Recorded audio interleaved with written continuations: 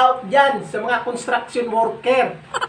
Ngayon, mayroon po akong papakita ko sa inyo. Panoorin niyo po ako. Huwag niyo lang i-scroll. Magandang balita to para sa inyo, mga construction worker. Ako, isang construction worker din ako. Ito yung gagawin ko, ipapakita ko sa inyo. Makikita ko ninyo yung dala-dala ko. Ito. Huwag kayong magagalit na sabihan tayo na construction worker. Ako nga, mayroon akong nililigawan. Isang abogada. Nililigawan ko yan. Pero ano sinabi sa akin? Hindi ko daw siya mabubuhay kasi construction worker daw ako.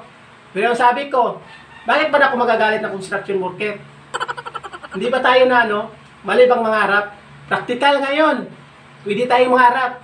Pwede tayong mag-asawa ng may mga trabaho. Pero tayo mga construction worker, huwag tayong magagalit pag nasabihan tayo. Ang sabi sa akin, construction worker daw ako, nililigawan ko yung abogada. Ang sabi niya sa akin, ikaw, makabuhay sa akin, construction worker ka lang. Magkano lang yung araw mo dito sa Manila? 400 lang tong araw dito sa helper. Helper hindi ako mason ha. O, yan. Huwag nyo i-script. Ano lang nyo, i-share nyo yung aking video. Makikita po ninyo yan ha. Panoorin nyo po ako. Totoo yung sinasabi ko. Hindi to sa akin. Tayong mga construction worker, huwag na tayo magagalit kay kay Kikay kasi si Kikay. Nangangarap yun sa buhay niya. Nangangarap yun sa buhay si Kikay. Kaya huwag tayong magalit. Gagawin po ako. Ito yung baklasin ko. Kasi itaot yung shower. Yan, panoorin nyo.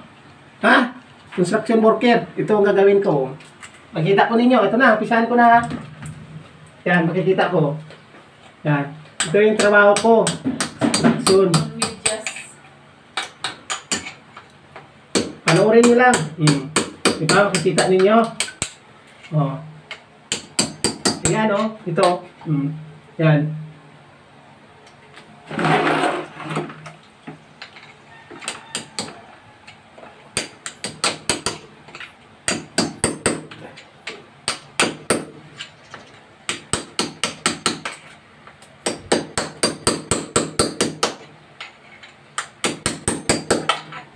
Yan, diba? Diba? Makikita po ninyo, ito po yung backlash to kasi kabit namin yung para magtulo yung shower.